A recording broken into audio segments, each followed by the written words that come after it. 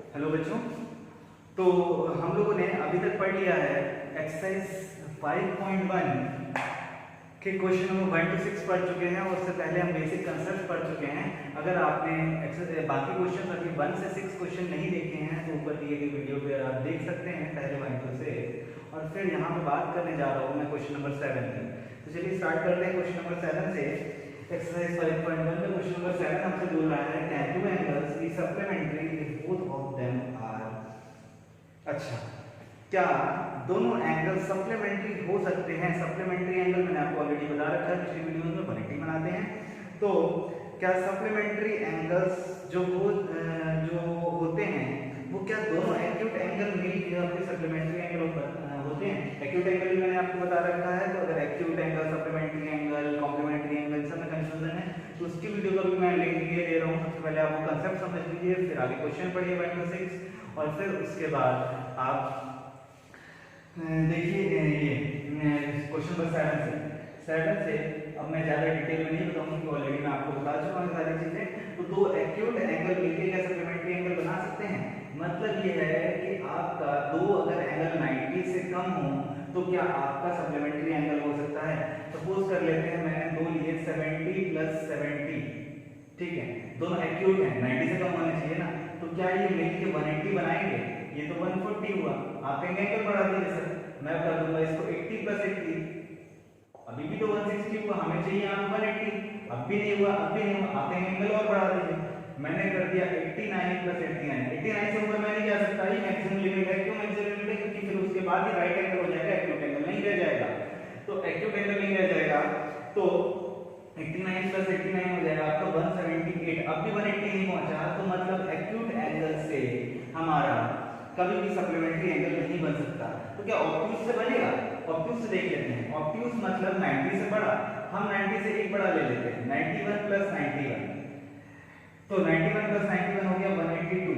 क्या यहाँ से आपका सप्लीमेंट्री एंगल होगा? नहीं, सप्लीमेंट्री एंगल का होगा जब यहाँ पे 180 है। अब जाता जा रहा है, ये भी नहीं होगा, तो मतलब ऑब्ट्यूज एंगल में भी नहीं होगा। अब लेते हैं एग्जैक्टली हमारा थर्ड पार्ट जो है राइट एंगल।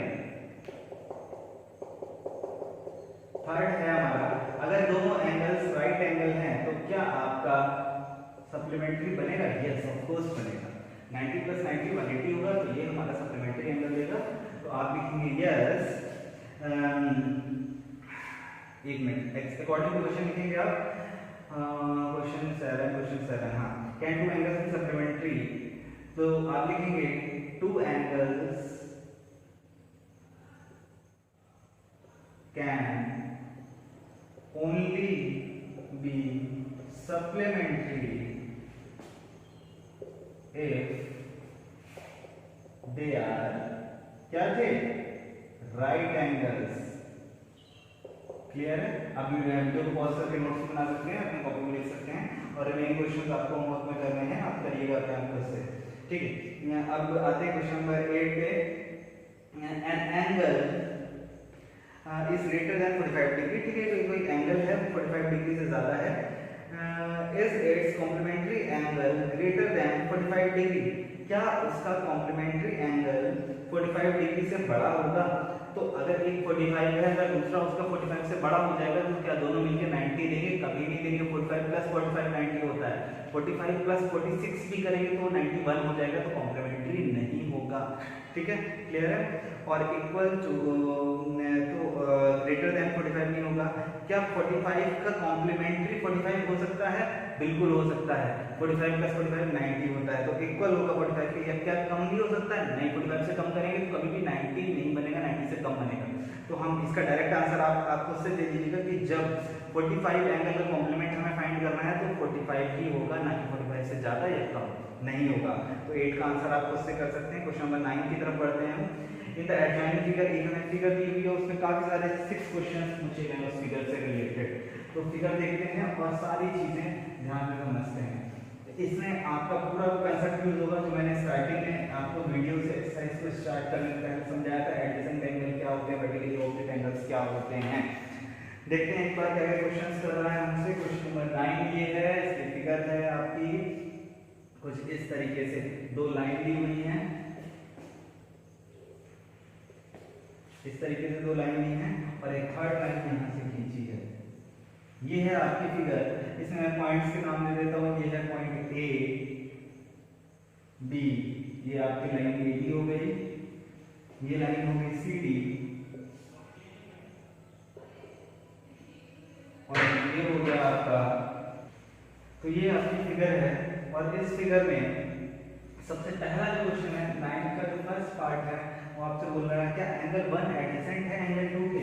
मैंने आपको बताया था एडजेसेंट के लिए दो प्रॉपर्टी होती हैं कि एक आपका सेम पॉइंट होना चाहिए। तो क्या एंगल 1 एंगल 2 का सेम पॉइंट पे? यस ऑफ कोर्स है। क्या दोनों के बीच में कॉमन आर्म है? तो OC जो है वो कॉमन आर्म है। तो आप लिखेंगे यस AOE एंगल AOE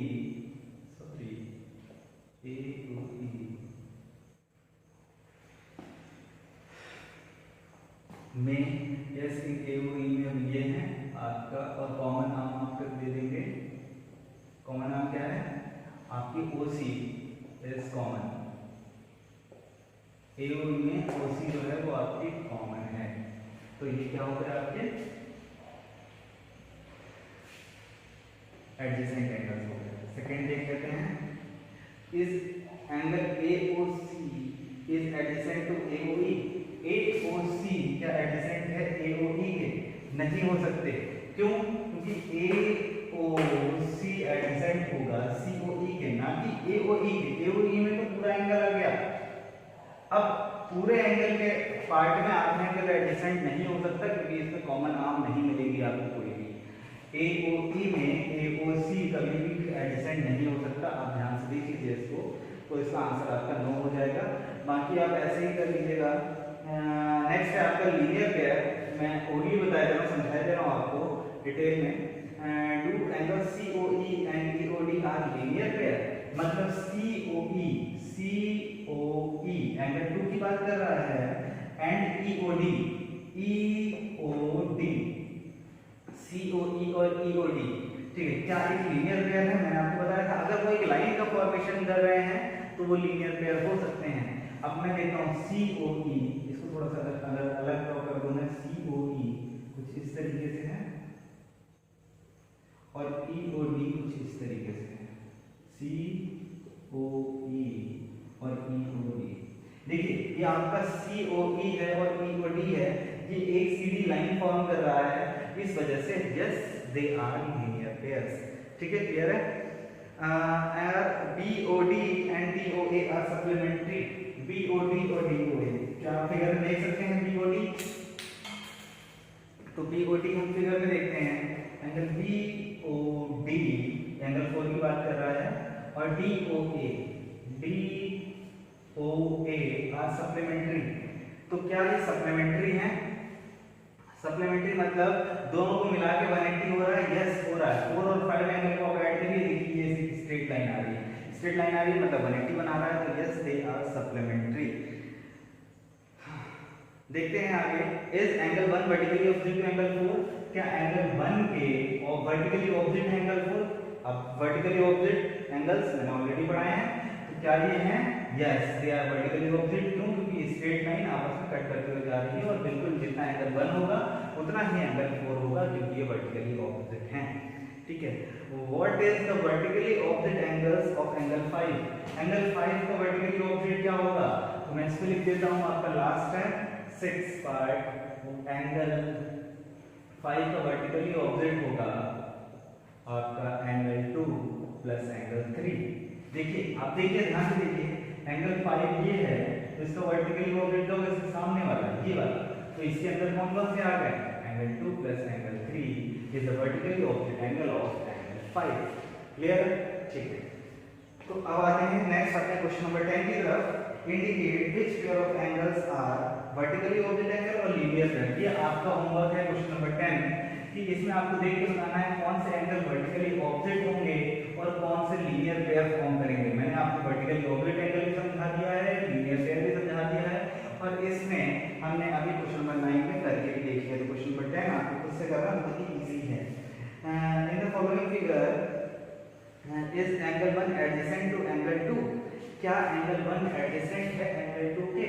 तो आपका आंसर यहाँ पे नो होगा, क्योंकि जो फिगर दी हुई है ऑलरेडी मैं आपको एक्सप्लेनेशन में समझा चुका हूँ। क्या यहाँ पे एंगल 1 जो है वो एंगल 2 के एडजेसेंट है? नहीं है। क्यों नहीं है? क्योंकि दे इनकी जो वर्टेक्स है वो कॉमन नहीं है। वर्टेक्स मतलब पॉइंट जो है जहाँ से एंगल शुरू हो रहे हैं वो कॉमन नहीं है, वर्टेक्स कॉमन होनी चाहिए। ठीक है, तो ये आपके एडजेसेंट एंगल्स नहीं होंगे। इसको कोई ज्यादा टफ क्वेश्चन नहीं था, इसलिए मैं ऐसे ही बता दिया, आप खुद से कर लीजिएगा। मैं ऑलरेडी समझा चुका हूँ, इस वजह से नहीं करवा रहा हूँ, स्किप नहीं करवा रहा हूँ, मैं ऑलरेडी करा चुका हूँ इसको। ठीक है, तो आपने अगर नहीं समझा है तो पीछे जाके देख लीजिए बाकी वीडियोस में, इनका लिंक ऑलरेडी मैं दे चुका हूँ आपको। लास्ट में 12 है, 13 दो क्वेश्चन है, 14 भी है, 3 क्वेश्चन है। तो हम क्वेश्चन नंबर 12 की तरफ पढ़ते हैं। Find the values of the angles x, y and z in each of the following. ये अच्छा क्वेश्चन है, इसको करते हैं, इसका एक पार्ट कर लेते हैं, कोई देख लेता हूं मैं। चलिए मैं आपको करा रहा हूं इसका सेकंड पार्ट। सेकंड पार्ट क्योंकि थोड़ा सा टिपिकल है, फर्स्ट बहुत ही इजी है, फर्स्ट आप खुद से कर लेंगे अगर आप सेकंड को समझ लेंगे। तो सेकंड की फिगर कुछ इस तरीके से है, मैं बना देता हूं यहाँ पे। ये है आपकी सेकंड की फिगर, सेकंड की फिगर बन चुकी है। ये है आपका 40 डिग्री और ये ऊपर वाला एंगल है 25 डिग्री और नीचे वाला इन्होंने z दे रखा है जो कि हमें फाइंड आउट करना है। ये y भी फाइंड आउट करना है और ये x भी फाइंड आउट करना है। बहुत ही आसान है, हम फाइंड आउट कर सकते हैं। देखिए यहाँ पे एक ये लाइन जा रही है और एक ये लाइन जा रही है। एंगल्स के नाम क्या क्या हैं वो देख लेते हैं, जिससे हमें लिखने में इजी होगा। इधर नाम नहीं है तो हम डायरेक्ट लिख सकते हैं एंगल z इक्वल्स टू 40 डिग्री। क्यों मैंने z को 40 डिग्री बोल दिया, कोई बता सकता है रीजन? ठीक है, यहाँ पे देख रहा है z और 40 आमने सामने है, इसका मैंने बोला था। क्यों इक्वल होंगे? क्योंकि ये हैं वर्टिकली ऑपोजिट एंगल्स। ठीक है, ये प्रॉपर्टी मैं आपको पढ़ा चुका हूँ, वर्टिकली ऑपोजिट एंगल्स। हाँ ठीक है, अब इसके बाद हमें x और y फाइंड आउट करना है। तो x और y फाइंड आउट करने के लिए हमें पता है कि z हमें पता चल गया, z कितना पता चला, अभी हमने निकाला 40, z 40 है तो हम 40 और ये 25 है और फिर हम तीसरा एंगल आराम से निकाल सकते हैं। कैसे निकाल सकते हैं? क्योंकि ये स्ट्रेट लाइन पे तीनों एंगल लाई कर रहे हैं। तीनों एंगल कहाँ लाई कर रहे हैं? एक स्ट्रेट लाइन पे। स्ट्रेट लाइन ये जा रही है हमारी, और स्ट्रेट लाइन क्या बनाती है? हमेशा 180 डिग्री बनाती है। तो ये हो जाएगा आपका x plus 25 plus z। z की वैल्यू क्या है? 40। ये आपका तीनों मिला के क्या बनाएंगे? 180 डिग्री। तो हम निकाल सकते हैं यहाँ पे x प्लस, ये कितना हो जाएगा? 40 प्लस 20 60 और प्लस 5 65, 180 डिग्री। x की वैल्यू हो जाएगी 180 माइनस 65 और 180 माइनस 65 कितना हो जाएगा? देखिए करने का तरीका मैं आपको बता रहा हूँ। 180 में से पहले 60 को माइनस कर लीजिए, बहुत ही आसान है। 180 में से 60 माइनस होगा तो 120 बचेगा, उसमें से 5 और निकालिए, 5 और निकालेंगे तो आपका हो जाएगा 115 डिग्री, जो कि आपका आंसर हो जाएगा। x आपको पता चल गया, z आपको पता चल गया, अब आपको निकालना है y। y कैसे निकालेंगे? y हम निकाल सकते हैं वर्टिकली ऑपोजिट एंगल से। एक लाइन ये जा रही है, एक लाइन ये जा रही है, तो मतलब ये वाली लाइन, एक लाइन ये जा रही है और एक लाइन ये जा रही है। अगर हमें ये y निकालना है तो इसके सामने ये वाला एंगल, मतलब ये वाला, मतलब x plus 25 equals to y। x plus 25 equals to y, जैसे कि मैंने आपको फिगर में देख के बताया, ये है, देखिए ये x है और ये 25 है। x plus 25 equals to y, तो x प्लस 25 y के इक्वल हो गया। अब x की वैल्यू ऑलरेडी हम निकाल चुके हैं, 115 प्लस 25 y की वैल्यू कितनी आ गई? आप ऐड करके बताइए जी, जल्दी ऐड करिए। ठीक है, होगी यहाँ पे 140 डिग्री। ठीक है, तो हमने x y z निकाल लिया, x y z आ गया आपका, ये हो गया। ऐसे ही आप सिमिलरली फर्स्ट पार्ट भी कर लीजिएगा, 12 का फर्स्ट पार्ट कर लीजिएगा। अब बढ़ते हैं क्वेश्चन नंबर 13 की तरफ, तो देखते हैं क्वेश्चन नंबर 13 क्या हो रहा है। क्वेश्चन नंबर 13 में आते हैं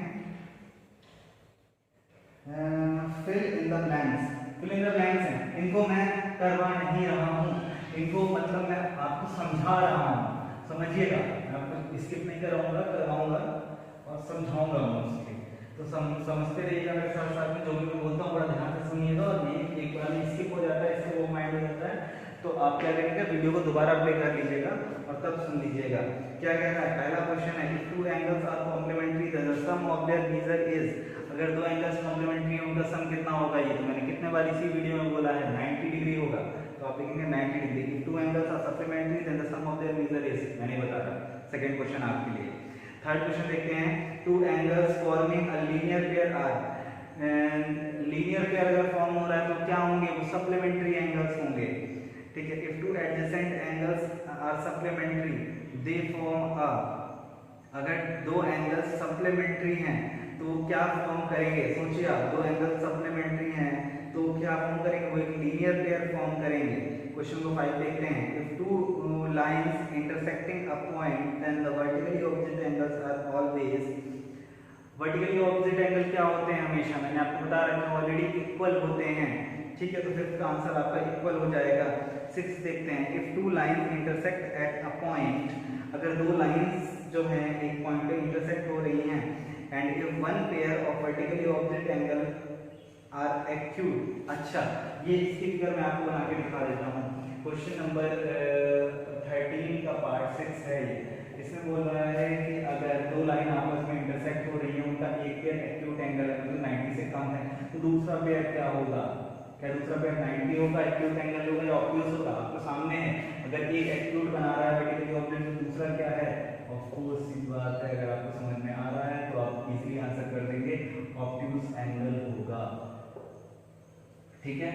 क्यों, क्योंकि दो लाइन है आपस में एक जगह पे इंटरसेक्ट हो रही है, वर्टिकली ऑपोजिट एक्यूट एंगल है, दूसरा क्या होगा, ऑब्ट्यूज होगा, ठीक। ऑब्ट्यूज एंगल हो गया, ये आपका हो गया। अब लास्ट क्वेश्चन है हमारा 14, इसको देख लेते हैं।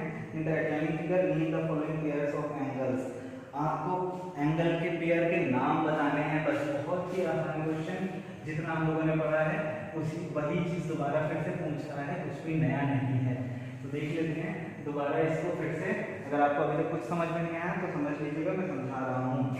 क्वेश्चन नंबर 14, फिगर है आपकी बहुत ही आसान, ये और सब पॉइंट्स के आपके नाम हैं, नाम क्या क्या है, A B C D and E, ये आपके हो गए। और बीच में पॉइंट जो है वो होता है, मैंने पहले ही आपको बता रखा है, जनरली वो मानते हैं, कुछ भी मान सकते हैं यहाँ पे, एल एन एन कुछ भी मान सकते हैं। अब इसका पहला पार्ट है कि ऑब्ट्यूज वर्टिकली ऑब्जेक्ट एंड कौन कौन से, वर्टिकली ऑब्जेक्ट तो बहुत सारे एंगल्स हैं, ऑब्ट्यूज में कौन कौन से हैं वो ये पूछ रहा है। कौन कौन से जितने हैं आपको सारे बताए, मैंने कोई एक बताऊंगा, अगला आप जोड़ लीजिएगा। जैसे ऑब्ट्यूज मुझे ये दिख रहा है, एक ये दिख रहा है, अगर मैं इसकी बात करूं, एक ये अगर एंगल है तो इसके सामने वाला एंगल कौन सा होगा, अगर ये लाइन इंटरसेक्ट हो रही है तो इसके सामने वाला ये हो जाएगा, दिखा आपको। तो हम इसका नाम दे सकते हैं, क्या नाम हो सकता है कि angle B O C is vertically opposite to angle, किसके वर्टिकली ऑपोजिट है, ए ओ डी के। अगला आप ढूंढिएगा ए ओ डी, ये दोनों वर्टिकली ऑपोजिट एंगल है, ठीक है। इस तरीके से मैंने आपको वर्टिकली ऑपोजिट एंगल बता दिया, ऑब्ट्यूज वर्टिकली ऑपोजिट बता दिया। अब आपका काम है कि बाकी अगला पेयर ढूंढना, इसी में और भी आंसर हो सकता है। एडजेसेंट कॉम्प्लीमेंट्री एंगल, ठीक है, एडजेसेंट मतलब पास में होना चाहिए और कॉम्प्लीमेंट्री भी होना चाहिए, कॉम्प्लीमेंट्री मतलब इनका सम 90 होना चाहिए और पास में भी होनी चाहिए दोनों एंगल। तो ढूंढते हैं, चलिए तो इसको रख कर लेते हैं, इससे कंक्लूजन ना क्रिएट करें क्योंकि ये पार्ट खत्म हो चुका है हमारे पास, ठीक। पास में हो और 90 फॉर्म करे,